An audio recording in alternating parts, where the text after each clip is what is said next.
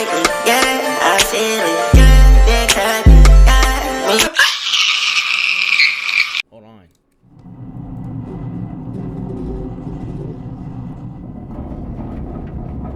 It was 2:46 p.m. when the ground began to shake.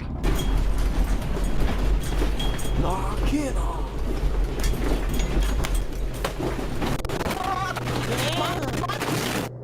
For residents of Anagawa, Japan, earthquakes were nothing new, but this one was different.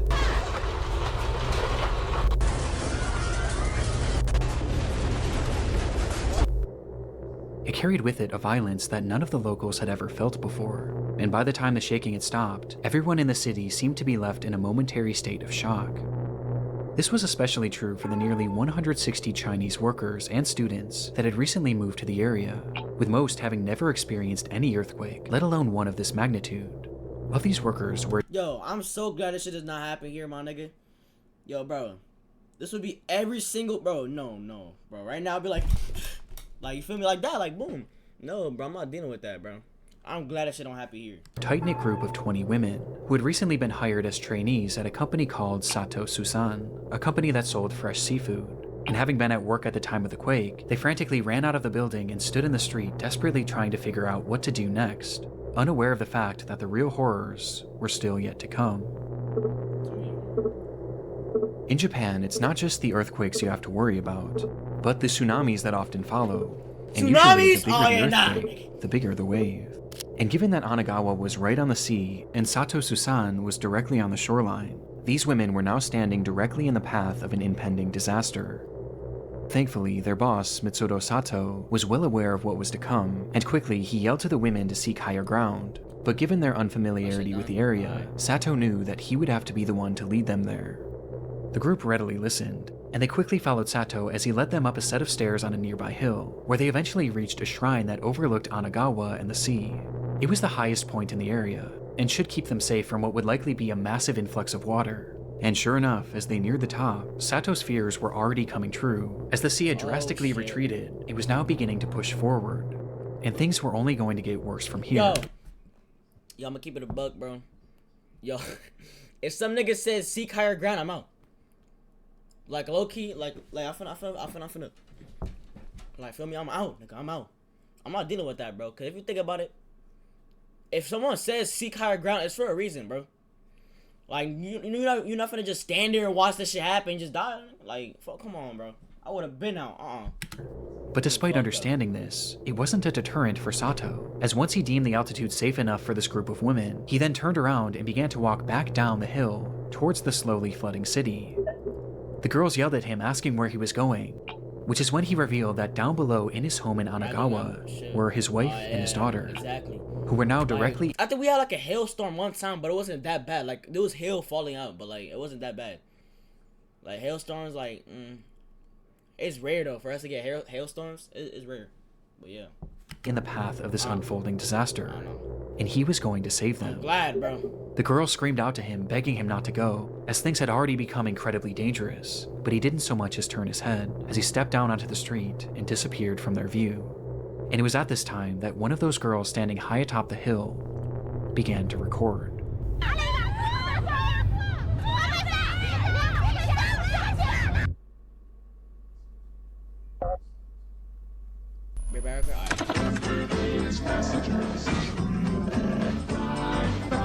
All my life, family has been super important to me.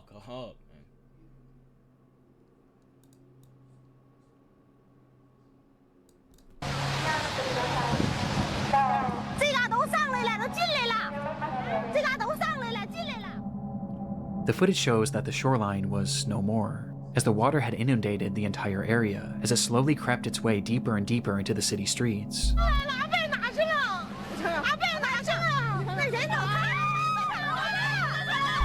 The women were understandably— Yo, Loki, I think I'll survive. I live on the 3rd floor, bro. I'll survive that motherfucker. I can go on my roof and I'm cool. The roof is literally above me. So I think I can just like, for me, it's easy. In a panic, trying to make sense of this ordeal that they were now given a front row seat to. And as they record, we can hear them desperately calling out for Sato. But at no point do we see him. We just know that he's down there, somewhere. This idiot. And as the desperation in their pleas increases, so too does the fury of the water.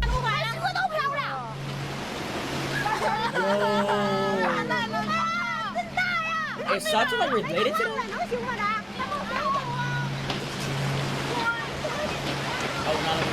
I would not look at that motherfucker. Just cause of this. Like, it looks good. I would visit there, my nigga, but if it, bro, I will never live there, ever. They could only watch as Anagawa as they knew it was completely eviscerated.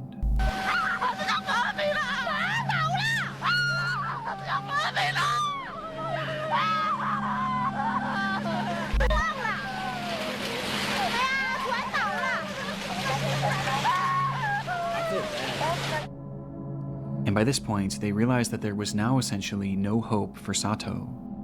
It was at this time that the women realized that despite already being at a considerable height, it still might not be enough, and so they ran even higher up the hill, desperately trying to get out of the path of this water.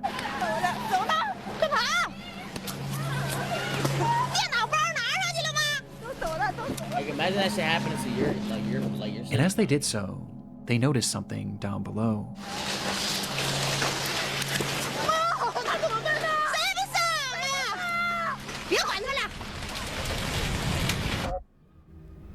What the fuck? Standing on a rooftop in the middle of this massive tsunami was Mitsudo Sato. The building that he stood on was once a full 2 stories off the ground, but was now just a few inches above the surface of the water. Look at this nigga! This nigga's lit! Yo, what the fuck? This nigga just standing there! What the fuck? He's hit! The women again call out to him, this time even more frantically, but at this point, it was no use. And when the camera is taken off Sato for just a split second, we can hear just from the women's reaction the exact moment that he swept away.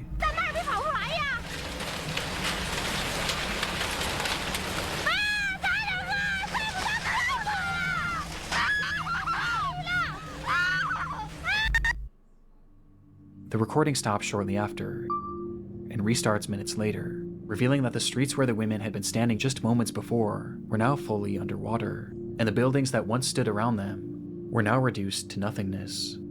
In front of them was a sea of death, and had Mitsudo Sato not led them up that hill, then all of these women would have certainly been a part of it.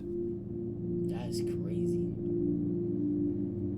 The date was March 11th, 2011, a day where Japan had been hit by its most devastating earthquake ever, with it ringing in at a magnitude 9.0, which in turn caused the nation's worst ever tsunami, as that day, 19,759 people would lose their lives, with Mitsudo Sato being one of them.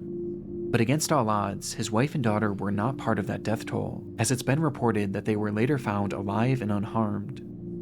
The devastation that occurred that day is incomprehensible, and all the footage of this disaster could warrant a place in this video, especially the footage of Anagawa, as you can see what it looked like before, during, and after.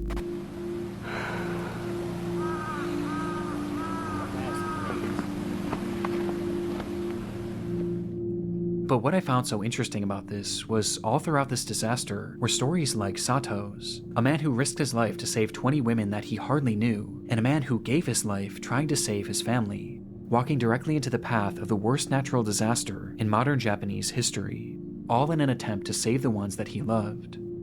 And I honestly find it quite beautiful that afterwards, these women adamantly shared his story and made sure that the world forever remembered Mitsudo Sato as the hero that he was.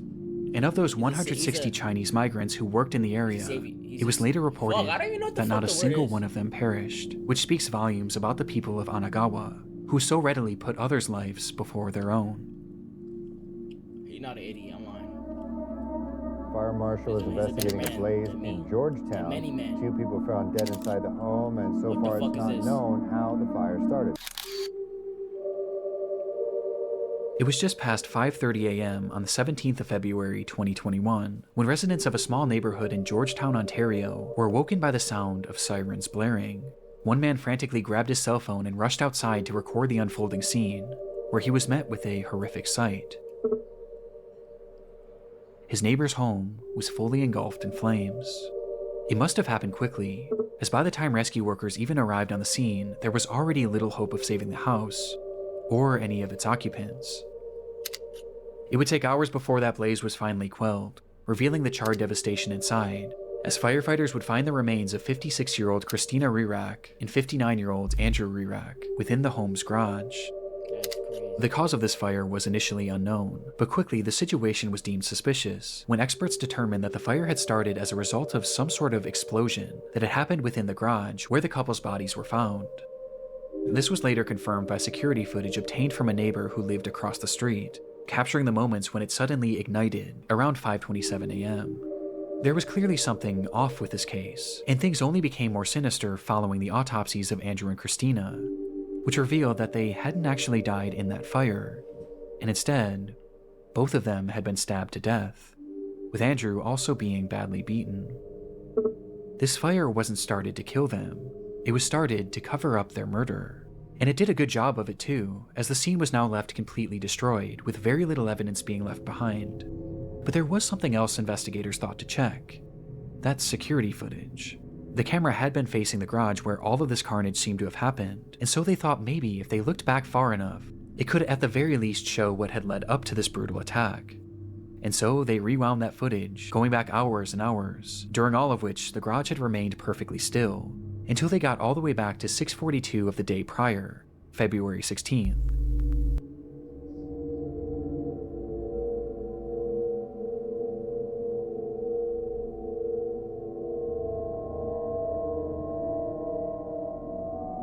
This why you need a dog.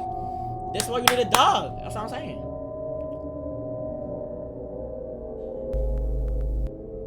The film showed the moments that the couple had arrived home together inside of Christina's car, which Andrew had been driving that night, as he pulled uneventfully into the garage. This was the last time this couple was seen alive on camera, which on its own is disturbing enough. But as it turns out, there was something far more unsettling about this footage, as it revealed the fact that Christina and Andrew weren't alone. Ah, hell no.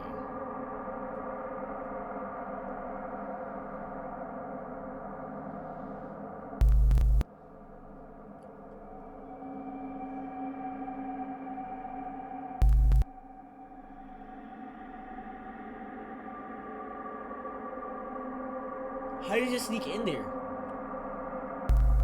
The footage showed a tall figure, its features completely shrouded in darkness, almost as if it were a shadow, with this figure lying in wait out of sight on the side of the house, until right after Andrew pulls the car into the garage, when this person slips in behind them. It's impossible to say for sure if the couple noticed this person or not, but it appears that they likely didn't, as they both start to exit the vehicle, to which the figure then ducks down in an attempt to avoid detection.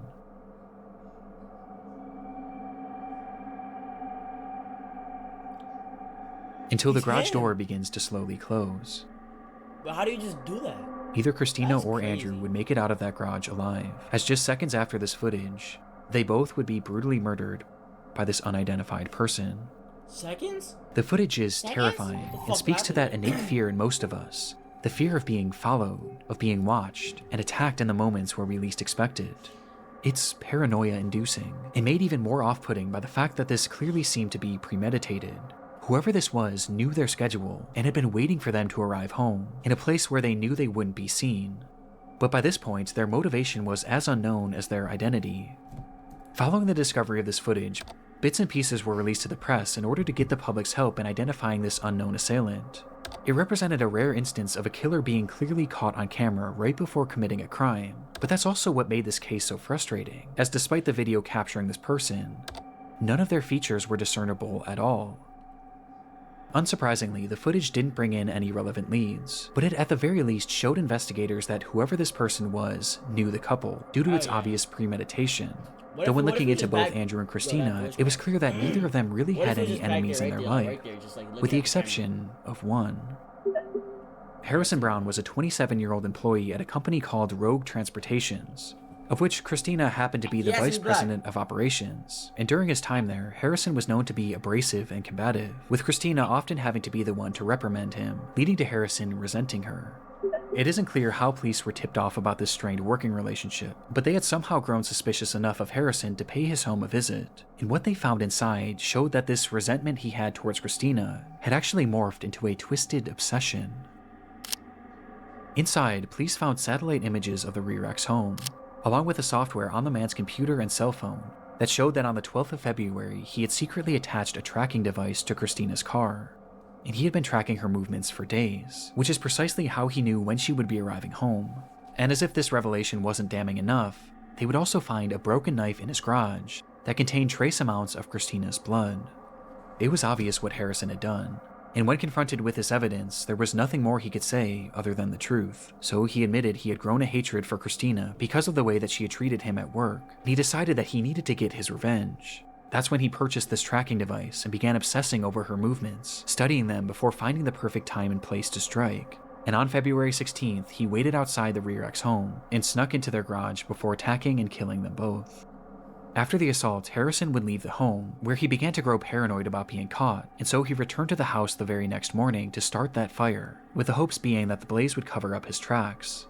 Though thankfully, this didn't work, and after pleading guilty to 2 counts of first-degree murder and 1 count of arson, Harrison Brown would be sentenced to life in prison.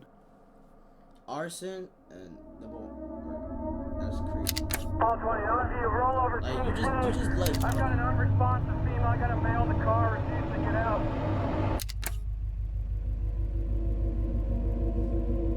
It's the eve of Thanksgiving, 2015. Police officer Patrick Feaster sits in his cruiser parked alongside the road in the town of Paradise, California, waiting for his first action of this uncharacteristically quiet night. His car was facing the direction of a well-known local cantina, which patrons were known to drive away from under the influence. And sure enough, as the clock approached midnight, the calmness around Feaster would be shattered by the sight of a car speeding out of the restaurant's parking lot.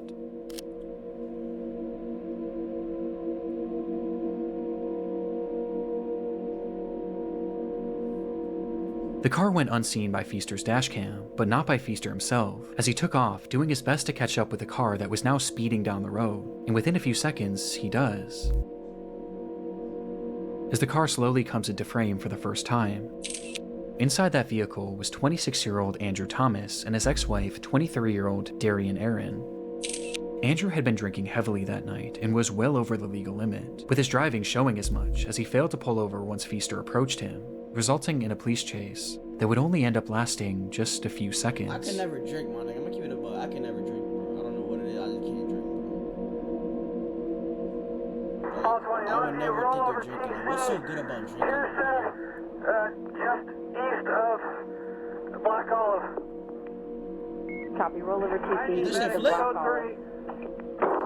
As Andrew would drive his car directly into a median, causing the SUV to flip over violently before coming to a halt on its side. This idiot. In that instant, Darian was ejected from the vehicle, being thrown straight through the windshield and landing onto the asphalt, where, despite still being alive, her injuries were likely unsurvivable. But Andrew, on the other hand, was still inside the vehicle, and he seemed to have been left relatively unharmed. As perhaps being boosted by adrenaline, he quickly tried to crawl his way out of the car in a desperate attempt to check on Darian, with Officer Feaster's dashcam capturing the entire ordeal. Though just as Andrew attempted to do so, we see Feaster step into the frame, where he suddenly draws his gun, and without saying a single word, fires 2 shots at Andrew. What? With one of the bullets appearing to strike him, causing his body to go limp as he falls back into the car. It happened in a literal instant, so fast that it's clear Feaster had most likely accidentally discharged his weapon, as there was no attempt at communication before the shot was fired, with Andrew clearly posing no risk to him, as both of his hands were being used to hoist himself up. From the footage, this all seems to be a horrible accident, and one that Feaster seemed to recognize right away, as he rushed up to the car, pointing his flashlight at the man that he had just shot, staring at him for over 10 seconds, trying to make sense of what he had just done, before he finally snaps out of it and uses his radio to call for backup. Though this is when this already dark video starts to become much more disturbing. How? I've got an unresponsive female. I got a male in the car, refusing to get out. When Nigga, Feaster you makes shot this him! call, he never mentions the shooting, and instead he states that the driver was refusing to get out of the vehicle. This is then followed by Feaster walking away from the man and pointing his flashlight to the ground, almost as if he was looking for something. Bullets. The shells, Copy, give your cross on Black Olive. Pearson. Copy, Black Olive and Pearson. with some theorizing that he was looking for his shell casings. Though right then, another officer arrives on the scene and begins to survey the wreckage. Just her? No, there's a male in the car refusing to get out. Where, again, Feaster says that Andrew was refusing to get out of the car, making no mention of the fact that he had just shot him. Dickhead. Oh my goodness. Bro. It's clear at this point what Feaster was trying to do. He was trying to cover up his accident, but this suddenly became more difficult when Andrew started to speak. Okay, they got one. He's refusing to get out. Get out of the car, sir. You're not shot, sir. Get out of the car. Andrew Thomas was still alive and had muttered to Feaster that he had been shot, but even to his face, Feaster denies it. Shortly after, Andrew then tries to tell the other cop what had happened. Sir, please come out of the car. The car is still on, and I don't want you to get hurt. Yeah, I was right there. I saw it. Did you get shot at the cantina? Who shot you? The cop did not shoot you. But understandably, this other cop wasn't believing him, as surely Feaster would have said something at this point. And so, the minutes start to pass. And after 5 full minutes, Feaster continues processing the scene like nothing had happened, with the other officer being left to theorize that Andrew must have been seriously injured and was likely in a state of shock, which is why he was making all of these strange claims about being shot. He may be hurt in there. Yeah, I know he is. He's in shock at the very least. From here, the footage cuts, and we're only left with the audio from that same officer's body cam, as he attempts to get more information from Andrew. Sir, I need you to talk to me so I know you're okay. Sir, take a look at me. Did you bump your head? But by this point, he had gone completely silent.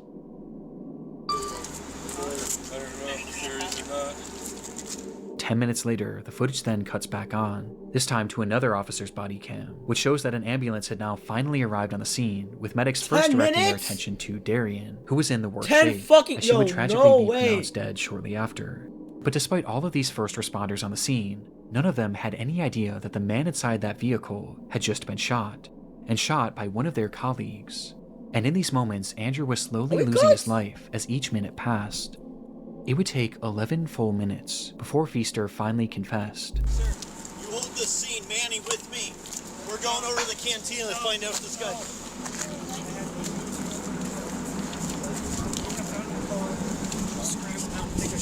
I wasn't even pointing at him. Saying that he might have shot the man, but he wasn't sure. And immediately after saying this, Oh my God, are you serious?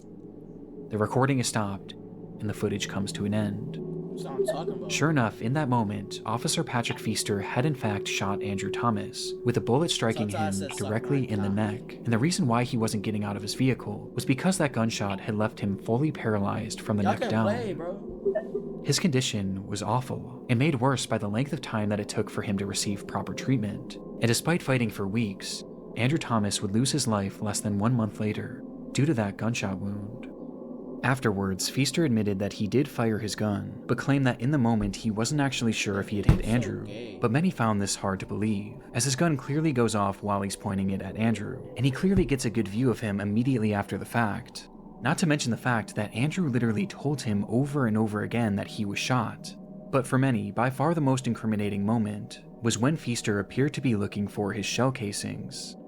And because of his actions, Officer Patrick Feaster would be found guilty of manslaughter and receive a prison sentence of 180 days.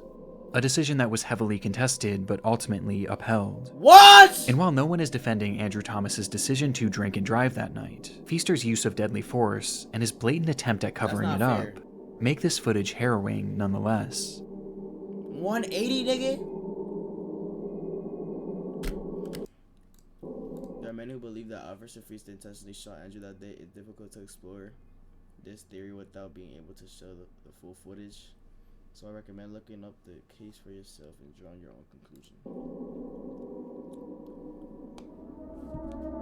I do this for real, bro. I don't got no problem with giving back, man. I'm the only one out here with a show that's actually giving back, you feel me? And I got proof to show it. It's May 2013. 23-year-old Quamaine Wilson arrives at his local bank in Chicago, Illinois, to deposit $20,000 cash, which he planned on giving out to groups of his most adoring fans. Man, about to go get this $1,000 out for the fans, man. Really, I'm gonna take out 20,000, man, just to show people. You feel me? I'm on a whole different level with this.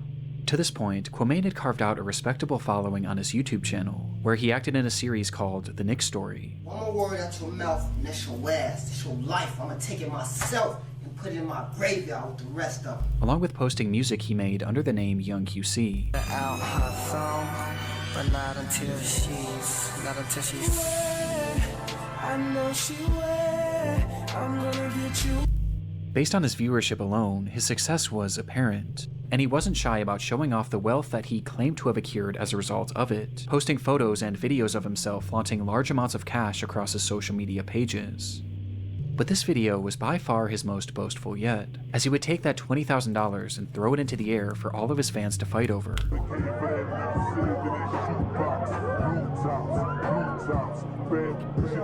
With Quamaine clearly relishing in the opportunity to show off his riches, despite the fact that behind the scenes, things weren't quite as they seemed. The truth was, Quamaine had actually earned very little from his channel despite its viewership, with this being on account of his videos containing copywritten music, and the fact that he only had a dozen or so uploads. In fact, his social media flexing had started well before he even made his first video, as in reality, all of this money was coming straight from his mother, Yolanda Holmes.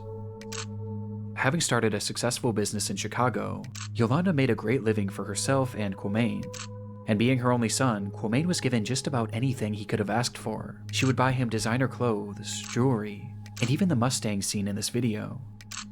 But for Quamaine, it never seemed to be enough. He wanted to achieve a life of fame and riches, and he used his mother's finances to sell the illusion that he already had, asking her again and again to purchase him things that could help him sell this dream, until one day, it all came crashing down, when Yolanda would tragically lose her life.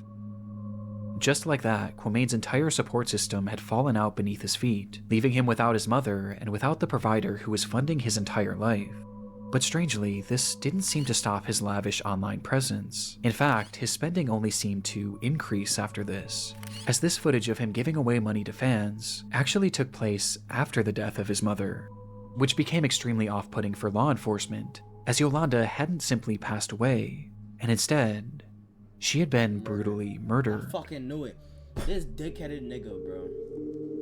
Quamaine had learned something shortly before Yolanda's passing, that not only were his mother's savings entirely willed to him, but she had also taken out 2 life insurance policies, in which he was the sole beneficiary. And despite Yolanda giving him anything that he could have asked for, it seemed that by this point, Quamaine had simply grown tired of having to ask.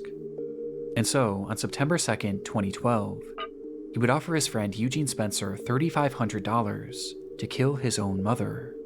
Eugene accepted the offer, and that night he would travel to the apartment of Yolanda Holmes late at night, where he entered her room and shot her multiple times as she slept. At the time, her boyfriend had been sleeping next to her, and despite jumping up and doing his best to fight off the attacker, Eugene would eventually beat him unconscious before fleeing the scene. Eugene would call Quamaine immediately after the attack to tell him that the job was done, but rather than feeling any sort of guilt, Quamaine instead had no emotion, and he simply stated, "Make sure the bitch is dead." And so Eugene went back up to that unit, this time brandishing a knife, and repeatedly stabbed Yolanda until he was absolutely certain she was gone. And with that, Quamaine Holmes was a rich man, and it only cost him the life of his own mother. For a moment, the crime had worked perfectly. The police were left with no concrete leads as to who might have killed Yolanda, and the public largely believed that it was her boyfriend, whom Eugene had knocked unconscious. But no one even thought to look at Quamaine. And recognizing that he was in the clear, his behavior grew brazen almost immediately. Quamaine Wilson lost his mother to gun violence on November 14th. My mother, she was a neighborhood woman. A guy entered her home, and murdered her, just to steal. As he went on TV to talk about his mother's murder, where he peddled the theory to the public that this was some sort of botched robbery, all the while he showed no emotion. He wouldn't even wait a full week before depositing the money, as he took out $90,000 within just the first few days, and immediately began showing. But let's be honest here. If you kill your own mom, bro, would you not have picked that shit, my nigga? This nigga took less than a fucking week to take out the money, my nigga. Like, how? That's like a little bit too fucking dumb. I don't get it, my nigga. Like, if you got, like, pretend you kill somebody, right? And they're your very close relative, right? Is you gonna wait and act like you give a fuck, then deposit that money? Like, bro, it's common sense, bro. Showing it off to his followers. And in this footage where he gave away that $20,000, throwing it into the air as if it meant nothing to him, every cent of that had come from the death of his own mother, a death in which he was entirely responsible for. It would take over a full year for Quamain and Eugene to be caught, with police largely being tipped off by his online antics. And in the end, Eugene was given a 100-year prison sentence, while Quamain received 99 years, with his legacy now permanently defined by his creation of one of YouTube's darkest videos. What's his name? Don QC. This nigga's a boy, bro. See, now we know. Now we know. If you try to kill somebody, my nigga, wait it out, bro. Wait it out. I'm not saying do it. Obviously, it's pretty obvious, but this shit crazy, bro. That shit embarrassing. I don't know what else to say, bro.